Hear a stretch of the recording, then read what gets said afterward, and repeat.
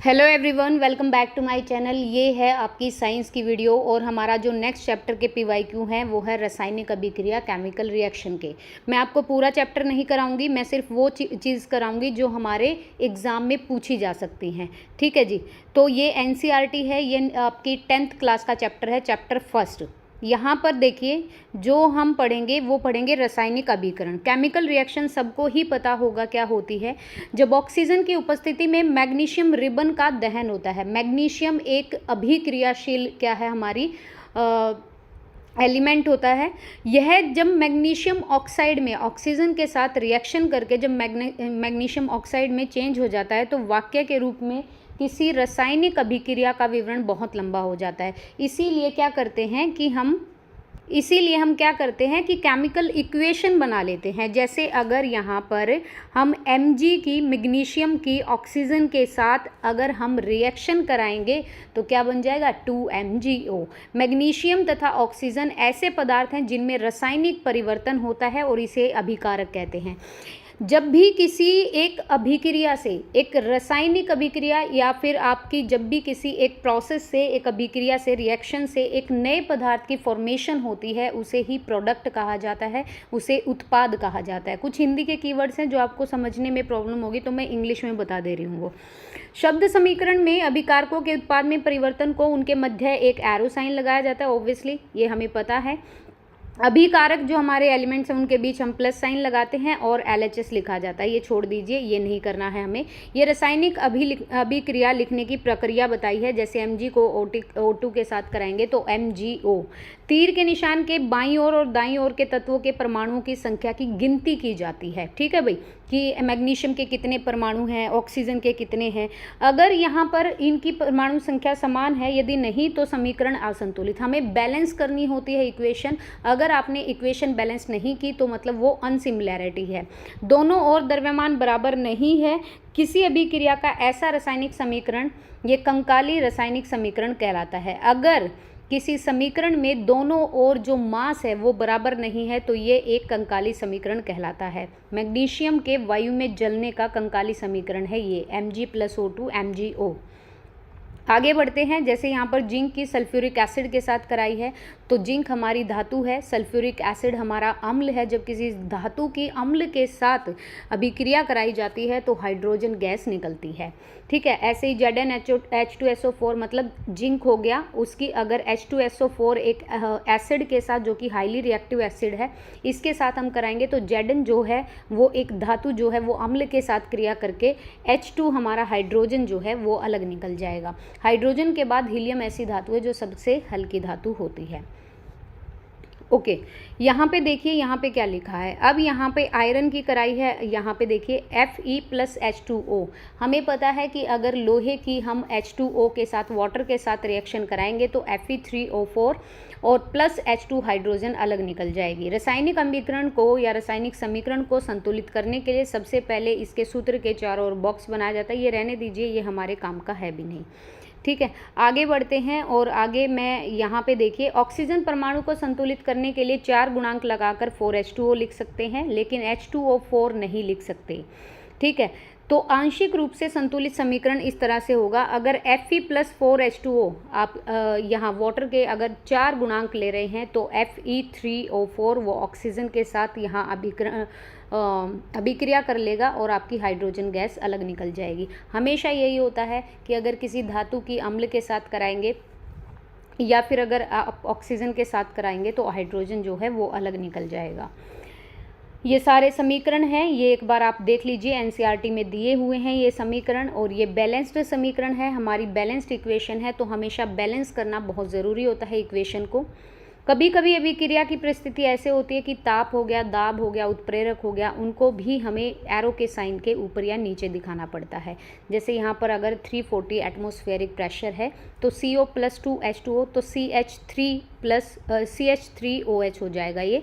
और अगर हम यहाँ पर क्लोरोफिल की मतलब जो सूर्य का प्रकाश होता है, जो कि पौधे जो है खाना बनाते हैं अपना, 6CO2+12H2O की अगर यहाँ पे इक्वेशन बनाते हैं, सूर्य का प्रकाश भी है और क्लोरोफिल भी मिल रहा है हमें, ताप भी है, दाब भी है, तो यहाँ पर C6H12O6 ग्लूकोज बनाएगा इक्वेशन और 6O2 एक बैलेंस्ड इक्वेशन होगी, प्लस 6H2O वाटर के मॉलिक्यूल होंगे। यहाँ पे आगे चलते हैं, रासायनिक अभिक्रिया के कुछ प्रकार होते हैं। रासायनिक अभिक्रिया भी क्या होती है, अपने एक टाइप्स के अकॉर्डिंग होती है। रासायनिक क्रिया के समय किसी एक तत्व का परमाणु दूसरे तत्व के परमाणु में चेंज नहीं होता, ना तो कोई परमाणु मिश्रण से बाहर है और ना ही बाहर से कोई मिश्रण आएगा।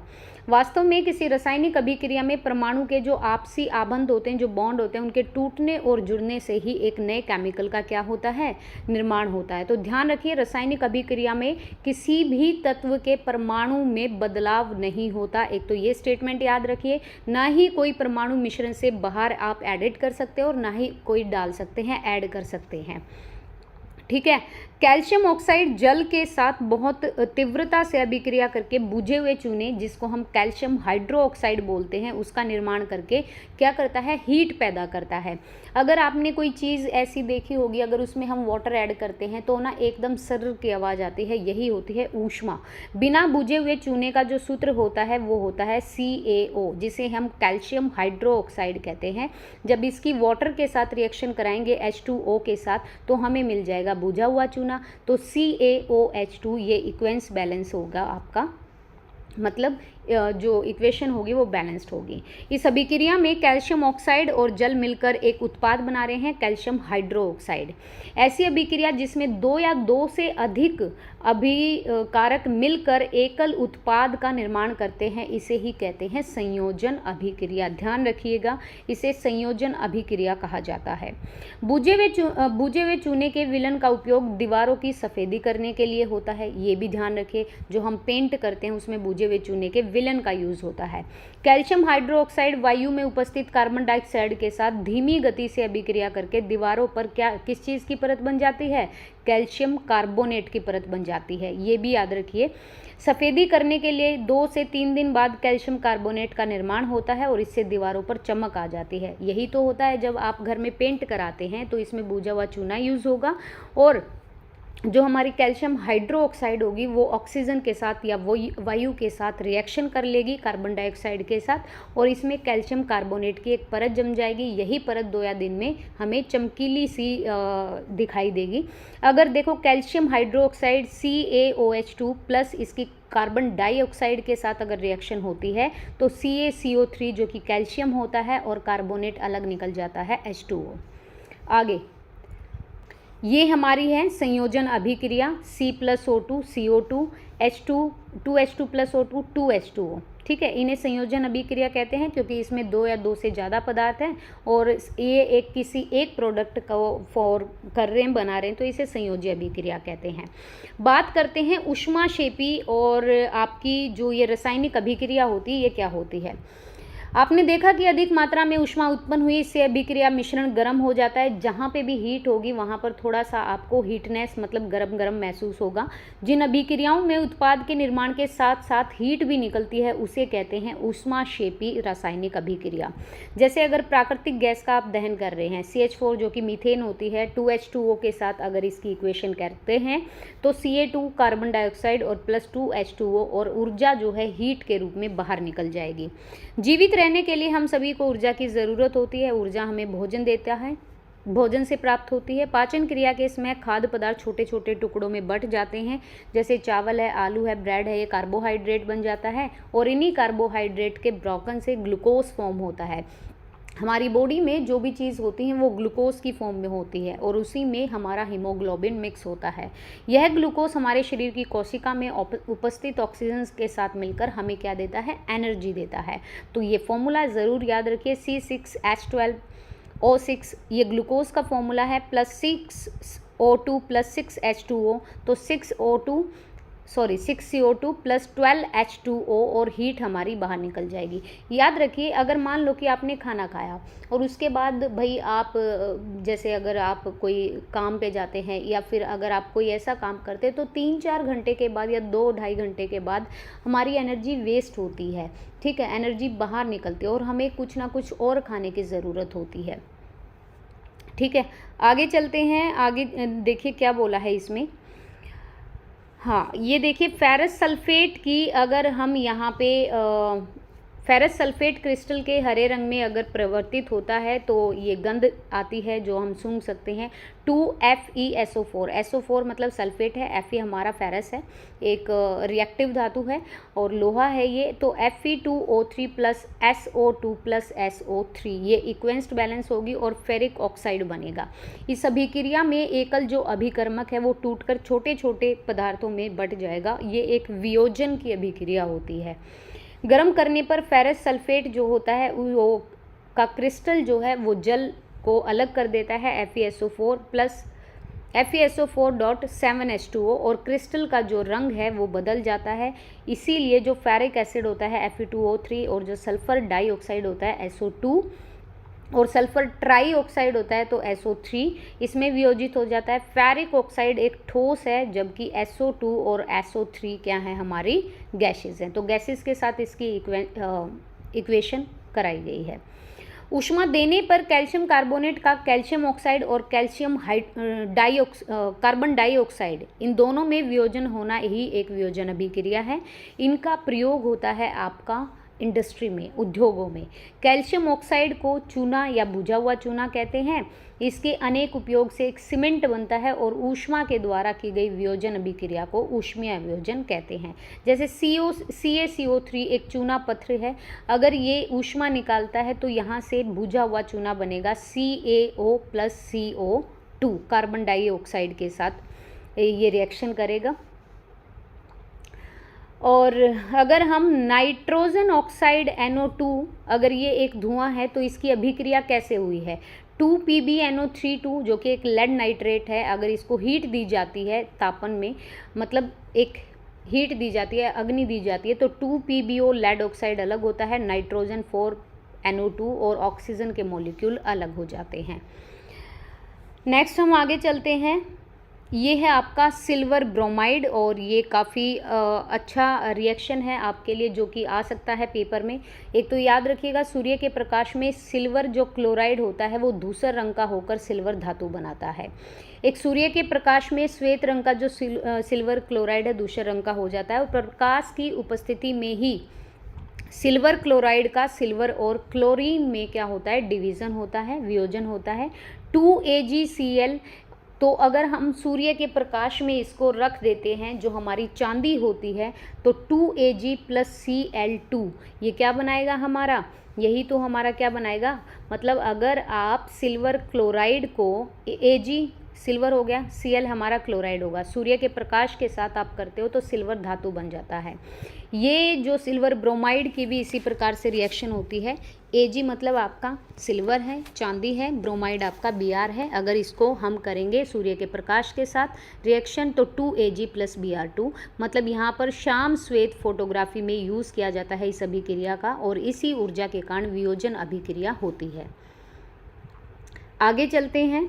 एक चीज़ याद रखिएगा कि वियोजन अभिक्रिया में अभिकारकों को तोड़ने के लिए ऊष्मा, प्रकाश या विद्युत ऊर्जा की ज़रूरत होती है। या तो आपको हीट, या तो आपको लाइट, या तो आपको इलेक्ट्रिसिटी। इन अभिक्रियाओं में ऊर्जा जो है वो अवशोषित होती है, ले ली जाती है, हीट अपने अंदर ग्रहण कर ली जाती है और इसे ऊष्मा शोषी मतलब ग्रहण करना, अपने अंदर रखना हीट को। ठीक है, आगे चलते हैं और आगे देखते हैं कि क्या है। हाँ, लोहे की कील का रंग भूरा क्यों होता है, मतलब लोहे की कील जो है वो भूरे रंग की क्यों हो जाती है, ये होता है कॉपर सल्फेट के विलन का नीला रंग मलिन क्यों पड़ गया। अच्छा, ये दोनों चीज़ हैं। तो देखिए Fe प्लस CuSO4, CuSO4 होता है हमारा, Cu मतलब कॉपर, SO4 मतलब हमारा सल्फेट और Fe होता है लोहा। तो Fe जो है ये इसके साथ SO4 के साथ क्या कर लेगा, अपनी रिएक्शन बना लेगा FeSO4 और जो हमारा कॉपर है वो अलग निकल जाएगा। ऐसी जो अभिक्रियाएं होती हैं इनको विस्थापन अभिक्रिया कहते हैं। डिस्प्लेसमेंट जो रिएक्शन होती हैं, मतलब इन्होंने क्या किया, कॉपर को डिस्प्लेस कर दिया। समझ रहे हैं। तो इस अभिक्रिया में आयरन ने दूसरे तत्व कॉपर को कॉपर सल्फेट के विलन से विस्थापित अलग कर दिया और इसी अभिक्रिया को हम विस्थापन अभिक्रिया कहते हैं। ठीक है, दोहरी विस्थापन अलग होती है, डबल डिस्प्लेसमेंट होता है उसमें, ये डिस्प्लेसमेंट रिएक्शन है। Zn प्लस CuSO4 तो ZnSO4 प्लस Cu, अगर हम Pb लेड की करा रहे हैं CuCl2 कॉपर क्लोराइड के साथ, तो जो हमारा लेड होगा वो Cl2 क्लोराइड के साथ रिएक्शन करेगा, PbCl2 और यहाँ पे भी कॉपर की डिस्प्लेसमेंट हो जाएगी, क्योंकि जिंक तथा लेड कॉपर की अपेक्षा अधिक क्रियाशील हैं। जो ज़्यादा हाईली रिएक्टिव होगा ना, वो अपने से कम वाले को क्या कर देगा, डिस्प्लेस कर देगा। ये याद रखिएगा आप। श्वेत रंग के एक पदार्थ का निर्माण होता है जो जल में अविलय है। इस अविलय पदार्थ को अवक्षेप कहते हैं, और जिस अभिक्रिया में अवक्षेप का निर्माण हो उसे अवक्षेपण अभिक्रिया कहते हैं। सोडियम सल्फेट Na को हम सोडियम से रिप्रेजेंट करते हैं, SO4 हमारा सल्फेट है। बैरियम क्लोराइड के साथ अगर रिएक्शन करा रहे हैं तो BaSO4 जो बैरियम होगा वो सल्फेट के साथ रिएक्शन करेगा और सोडियम क्लोराइड अलग निकल जाएगा। ऐसा क्यों? क्योंकि बैरियम जो होता है हमारा Ba2+। अच्छा, एक बात बताऊँ आपको, ये क्या होता है प्लस साइन और माइनस साइन क्या होता है? मतलब जो इलेक्ट्रॉन का दहन करता है, जो देता है, उसके ऊपर पॉजिटिव चार्ज आता है, और जो लेता है उसके ऊपर नेगेटिव चार्ज आता है। किसी को अपनी इलेक्ट्रॉन वैलेंसी अगर कंप्लीट करनी है, अपनी शेल को कंप्लीट करना है, लास्ट वाली शेल को, तो वो इलेक्ट्रॉन लेगा किसी से। अब जो इलेक्ट्रॉन दे रहा है उसके ऊपर पॉजिटिव चार्ज रहता है, और जो ले रहा है उसके ऊपर नेगेटिव चार्ज रहता है। Ba2+ SO4 2- की अभिक्रिया में BaSO4 के अवक्षेप का निर्माण हुआ। एक अन्य उत्पाद बना सोडियम क्लोराइड, और जो विलन में रहता है, यह अभिक्रिया जिन कारकों के बीच आयनों का आदान प्रदान होता है उसे कहते हैं द्विविस्थापन अभिक्रिया, डबल डिस्प्लेसमेंट। इसमें क्या होता है कि इलेक्ट्रॉन दिए जाते हैं और इलेक्ट्रॉन लिए जाते हैं। आगे देखिए, कॉपर चूर्ण की सतह पर कॉपर ऑक्साइड की काली परत आ जाती है। ये काला जो पदार्थ होता है ये क्यों होता है? क्योंकि हमारा जो कॉपर होता है, जो धातु होती है, वो ऑक्सीजन वायु के साथ और हमारी गैस ऑक्सीजन के साथ रिएक्शन करता है। कॉपर एक हाईली रिएक्टिव नहीं कह सकते, मतलब रिएक्टिव है लेकिन इतना हाईली रिएक्टिव नहीं है। 2Cu अगर हम कॉपर की ऑक्सीजन के साथ अभिक्रियाएं बनाएंगे तो 2CuO बन जाएगा, मतलब ऑक्सीजन के साथ अभिक्रिया हुई है। यदि इस गर्म पदार्थ के ऊपर हम हाइड्रोजन गैस प्रवाहित कर दें, मतलब इस जो हमारा पदार्थ बना इसके ऊपर हम हाइड्रोजन गैस डालते हैं, तो सतह की काली परत भूरे रंग की हो जाती है और इसके विपरीत अभिक्रिया संपन्न होती है और हमें कॉपर मिल जाता है। तो CuO के साथ अगर हाइड्रोजन की रिएक्शन कराएंगे और इसको हीट देंगे तो Cu+H2O। अभिक्रिया के समय जब किसी पदार्थ में ऑक्सीजन की इंक्रीमेंट वृद्धि होती है तो कहते हैं कि उसका अपचयन हुआ है, और जिस अभिक्रिया में किसी पदार्थ का ऑक्सीजन का रिडक्शन होता है तो उसे कहते हैं हमारा अपचयन हुआ है। यही ऑक्सीडेशन रिडक्शन होता है। आगे चलिए, कॉपर ऑक्साइड में ऑक्सीजन का कम हो रहा है, रिडक्शन हो रहा है, इसीलिए ये अपचयित हुआ है। हाइड्रोजन में ऑक्सीजन की वृद्धि हुई तो उपचयित हुआ, और इसी को अपचयन, उपचयन अथवा रेडक्स अभिक्रियाएं कहते हैं। जैसे CuO कॉपर जो है हमारा, अगर उसको हाइड्रोजन के साथ हम तापन करेंगे तो इसका उपचयन हो जाएगा, और जो हमारा Cu है वो H2O वाटर की फॉर्म में अलग निकल जाएगा और हमें कॉपर अलग मिल जाएगा। रेडॉक्स अभिक्रियाएं इस तरह से होती हैं, ZnO+C तो Zn+CO बन जाएगा, MnO2+4HCl तो MnCl2+2H2+Cl2 बन जाएगा। अभी आपको समझ नहीं आ रहा होगा, लेकिन यकीन मानिए अगर आप चैप्टर पढ़ोगे और अच्छे से देखोगे चीज़ों को तो समझ आ जाएगा। इतना भी वो नहीं है कि समझ नहीं आ सकता। किसी अभिक्रिया में पदार्थ का उपचयन जब होता है जब ऑक्सीजन की वृद्धि हो और हाइड्रोजन का रिडक्शन हो, और पदार्थ का अपचयन जब होगा जब ऑक्सीजन कम हो और हाइड्रोजन बढ़ जाए। ये दोनों स्टेटमेंट याद रखनी है। चमकदार ज्वाला के साथ अगर मैग्नीशियम रिबन का ऑक्सीजन में दहन होता है तो हमें एक भूरे तो नहीं, सफ़ेद रंग का जो पदार्थ होता है वो मैग्नीशियम ऑक्साइड में चेंज हो जाता है। इस अभिक्रिया में मैग्नीशियम का उपचयन होता है, अपचयन नहीं। अपचयन कब होगा? जब ऑक्सीजन कम हाइड्रोजन ज़्यादा। उपचयन कब होगा? जब ऑक्सीजन ज़्यादा हाइड्रोजन कम। नेक्स्ट आगे चलते हैं, संक्षारण क्या होता है। संक्षारण का आपने सभी ने पढ़ा भी होगा। लोहे की बनी वस्तुएं चमकीली होती हैं लेकिन कुछ समय के बाद ये लालिमा रंग, भूरे रंग की परत आ जाती है। इस प्रक्रिया को कहते हैं लोहे पर जंग लगना। कुछ अन्य धातु में भी यही होता है। क्या आपने सोने चांदी की परत पर ये ध्यान दिया है? सोना तो मतलब क्या ही कहते हैं, सोने पर नहीं होता कोई इफेक्ट, लेकिन चांदी पर ज़रूर होता है। इस अभिक्रिया को संक्षारण कहते हैं। चांदी के ऊपर काली परत और तांबे के ऊपर हरी परत का चढ़ना ही संक्षारण होता है। संक्षारण के कारण कार के ढांचे हो गए, पुल हो गया, लोहे की रेलिंग हो गई, जहाज, धातु, ये जो लोहे की बनी हुई चीज़ें हैं इनसे वस्तु खराब होती है, और लोहे का संक्षारण तो एक गंभीर समस्या है। इसको सुधारने में पैसा भी लगता है। ठीक है जी। आगे अगर बात करें तो वसायुक्त और तेलीय जो खाद्य सामग्री होती है, जो लेज चिप्स जो भी हम खाते हैं, ये हमारे बंद होते हैं, इनमें नाइट्रोजन गैस होती है। अगर आपने खुले छोड़ दिए तो ऑक्सीजन के साथ रिएक्शन कर लेगी और एक स्मेल आने लगेगी। इनके स्वाद और गंध इसीलिए बदल जाते हैं प्राय तेलीय और वसायुक्त खाद्य सामग्रियों के कि उपचयन रोकने वाले जो पदार्थ होते हैं वो ऑक्सीकारक इसमें मिलाए जाते हैं।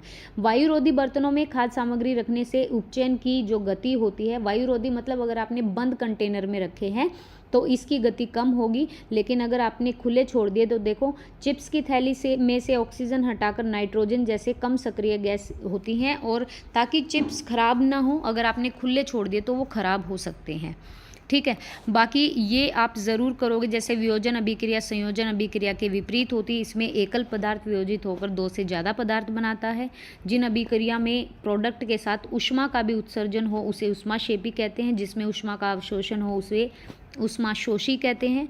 जब कोई तत्व दूसरे तत्व को एक यौगिक से विस्थापित कर दे, डिस्प्लेस कर दे, ये तब होगा जब हाईली रिएक्टिव अपने से कम लेस रिएक्टिव को डिस्प्लेस कर देगा। द्विस्थापन प्रक्रिया में दो अलग अलग परमाणु और परमाणु के समूह आयन का आपस में आदान प्रदान होगा। अवक्षेपण अभिक्रिया से हमें अविलय लवण मिलता है जो विलय नहीं होगा पानी में। अभिक्रिया में पदार्थ से ऑक्सीजन और हाइड्रोजन का हवास भी होता है, योग भी होता है। अगर ऑक्सीजन ऐड हुई है और हाइड्रोजन कम तो उसे कहते हैं उपचयन। अगर ऑक्सीजन कम हुई है हाइड्रोजन ज़्यादा तो उसे अपचयन कहते हैं। यही है आपका ये चैप्टर, और इसके बाद करते हैं हम PYQ। तो चलिए स्टार्ट करते हैं अपना वीडियो। तो आ गई हूँ मैं यहाँ पे। 9 चैप्टर है रासायनिक अभिक्रियाएं। कौन सा कथन सही है? ऑक्सीजन का योग एक ऑक्सीकरण प्रक्रिया है, इलेक्ट्रॉन का योग एक ऑक्सीकरण प्रक्रिया है, इलेक्ट्रॉन का निष्कासन होना एक ऑक्सीकरण होता है, या इनमें से कोई नहीं। जब इलेक्ट्रॉन ऐड होता है तो उसे ही कहते हैं ऑक्सीकरण प्रक्रिया। कैसे? ऑक्सीडेशन क्या होता है? ऑक्सीजन का योग होना या इलेक्ट्रॉन का निष्कासन होना। ठीक है, मतलब इलेक्ट्रॉन बाहर चला गया और ऑक्सीजन ऐड हो गई, इस अभिक्रिया के दौरान ही ऑक्सीकरण होता है। और रिडक्शन क्या होता है कि ऑक्सीजन बाहर चली गई और इलेक्ट्रॉन ऐड हो गया, इसके दौरान क्या होगा? अपचयन होता है। तो एक ऑक्सीकरण जो होता है वो हमारा इलेक्ट्रॉन का योग होता है जब इलेक्ट्रॉन ऐड हो जाता है और ऑक्सीजन बाहर निकल जाती है। और जब ऑक्सीजन ऐड होगी, इलेक्ट्रॉन बाहर होगा, तो इसे क्या कहेंगे? ऑक्सीकरण कहेंगे। ठीक है, आगे चलते हैं। रासायनिक अभिक्रिया की दर निर्भर नहीं करती है किस चीज़ पर? दबाव पर कोई इफेक्ट नहीं करती है। कॉन्सेंट्रेशन होता है सांद्रण। सांद्रण क्या होता है? अभिकारकों की रिएक्टेंट की सांद्रता में वृद्धि के साथ अगर दर बढ़ती है, क्योंकि जो कॉन्सेंट्रेशन होता है उसमें वृद्धि से अणुओं के मध्य कॉलिजन की संख्या बढ़ जाती है। कॉन्सेंट्रेशन मतलब किसी भी मेटल या नॉन मेटल की कैपेसिटी कितनी है वो चीज़ होती है। और यहाँ पे देखो, यहाँ पे जो इन्होंने ऑप्शन दिया है सही नहीं है। अच्छा, बिल्कुल सही है, सही नहीं है। मेरे को भी ये लग रहा है कि ये गलत है, लेकिन ये सही है कि इन्होंने स्टेटमेंट ही ये पूछी है, सही नहीं है। रॉन्ग स्टेटमेंट कौन सी है? तो ये स्टेटमेंट रॉन्ग है, क्योंकि इलेक्ट्रॉन का योग होना ही क्या होता है? मतलब इलेक्ट्रॉन अगर ऐड होते हैं, यहाँ पे इलेक्ट्रॉन अगर ऐड होते हैं तो ये अभिक्रिया अपचयन रिडक्शन कहलाती है, जबकि उन्होंने बोल रखा है कि ये अभिक्रिया ऑक्सीडेशन कहलाती है। ऐसा नहीं है, जब इलेक्ट्रॉन बाहर जाएंगे ऑक्सीजन ऐड होगी तब ऑक्सीडेशन होगा।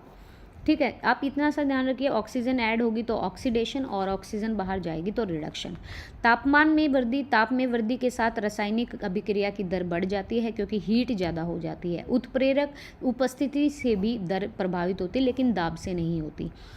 उत्प्रेरक के विषय में क्या कथन यहाँ पे सत्य है? वह पदार्थ जो अभिक्रिया की दर बढ़ा दे, वह पदार्थ जो संक्रियण ऊर्जा को बढ़ा दे या घटा दे या अभिक्रिया में ऐड हो जाए, तो हमारा यहाँ पर A और B ऑप्शन सही है। उत्प्रेरक मतलब वह पदार्थ जो अभिक्रिया की दर को, जो रिएक्शन की रेट को बढ़ा दे और जो ऊर्जा को घटा दे। रिएक्शन की रेट बढ़ा दे, ऊर्जा घटा दे।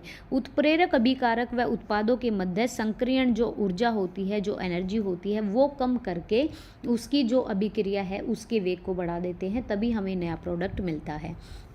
एक रासायनिक अभिक्रिया की पहचान किससे नहीं हो सकती? एक रासायनिक अभिक्रिया के दौरान ना तो कोई कण उत्पन्न होता है, ये पढ़ के आए हैं, और ना ही कोई नष्ट होता है। अतः कुल द्रव्यमान जो होता है वो अप्रवर्तित होता है। तो द्रव्यमान परिवर्तन से क्या होता है, कोई भी पहचान नहीं हो सकती। अवस्था में परिवर्तन होगा, गैसों का ऐड होना या रिडक्शन होना होगा, गंध बदल जाएगी, रंग बदल जाएगा, तापमान चेंज हो जाएगा, ध्वनि अलग हो जाएगी, लेकिन आपका क्या नहीं होगा, द्रव्यमान में मास में कोई परिवर्तन नहीं होता, मास कभी चेंज भी नहीं होता। सोडियम सल्फेट और बैरियम क्लोराइड, अभी हमने ये की भी थी, सोडियम सल्फेट बैरियम क्लोराइड, ये दोहरा विस्थापन है, डबल डिस्प्लेसमेंट है। Na2SO4 को अगर हम BaCl2 के साथ रिएक्शन कराएंगे तो बैरियम जो है वो सल्फेट के साथ क्या कर लेगा, रिएक्शन कर लेगा और सोडियम क्लोराइड को अलग निकाल देगा, क्योंकि इनमें इलेक्ट्रॉन की आदान प्रदान हुई और नया पदार्थ बना, और यही होती है डबल डिस्प्लेसमेंट। मैग्नीशियम रिबन एक चमकदार लोह के साथ जलता है और सफ़ेद पाउडर में निर्मित होता है। इस पाउडर को कहते हैं मैग्नीशियम ऑक्साइड। ग्लूकोज का ऑक्सीकरण क्या है, ग्लूकोज का ऑक्सीकरण है कि ऊष्माक्षेपी होता है ये हमारा, ठीक है, हीट निकलती है बाहर। हाइड्रोकार्बन पदार्थों का ऑक्सीकरण ऊष्माक्षेपी प्रक्रम है, क्योंकि हर हाइड्रोकार्बन में ऑक्सीजन का निष्कासन होता है, ऑक्सीजन बाहर निकलती है और ऊर्जा उत्पन्न होती है। किस वजह से सोडियम क्लोराइड का गलनांक ऊंचा होता है, ठीक है, मतलब हाई मेल्टिंग पॉइंट होता है, तो ये एक स्थिर वैद्युत आकर्षण बल है। सोडियम क्लोराइड में सोडियम Na+ और क्लोराइड आयरन Cl ये स्थिर विद्युत आकर्षण बल से जुड़े होते हैं और इस उत्पाद के बनने से एक बॉन्ड बन जाता है जो कि आयनिक आबंध होता है, तो ये स्थिर वैद्युत आकर्षण बल होता है, इसीलिए इसका गलनांक ऊंचा होता है।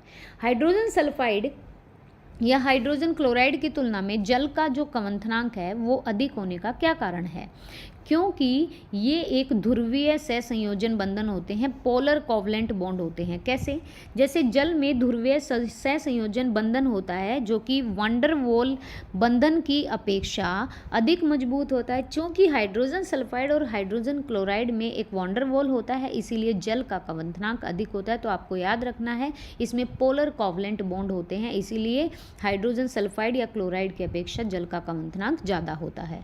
एक रासायनिक अभिक्रिया जिसमें जल के अणुओं को पदार्थ में मिलाया जाता है तो उसे क्या कहते हैं, आपको एक अभिक्रिया करानी है तो इसे कहते हैं हाइड्रोलाइसिस। देखिए यहाँ पे हाइड्रोलाइसिस होगा, इसका ऑप्शन होगा ए बिल्कुल सही। जल के अणु को किसी भी अभिकारक में मिलाएंगे तो हाइड्रोलाइसिस, हाइड्रो मतलब ये वाटर को रिप्रेजेंट कर रहा है। यदि एक निश्चित अभिक्रिया की दर और दर की स्थिरता की इकाई समान है तो अभिक्रिया क्या है, अभिक्रिया होगी 0। अभिक्रिया की दर मतलब रेट ऑफ रिएक्शन, दर यहाँ पे समान है। स्थिरता की इकाई मतलब रेट कांस्टेंट है। अभिकारक आपका रिएक्टेंट जो भी आपका पदार्थ है, तो R = K और K = R। अगर R = R हो गया तो R की जो क्यूब होगी वो =1 होगा और रिएक्टेंट जो होगा वो 0 बन जाएगा, मतलब जो आपका वैल्यू आएगी वो क्या आएगी, अभिक्रिया की दर वो 0 आएगी। एक पदार्थ को खुले में रखने पर हवा में से नमी अवशोषित करके इस गुणधर्म को क्या कहते हैं, इसको कहते हैं आपका प्रस्वेदन।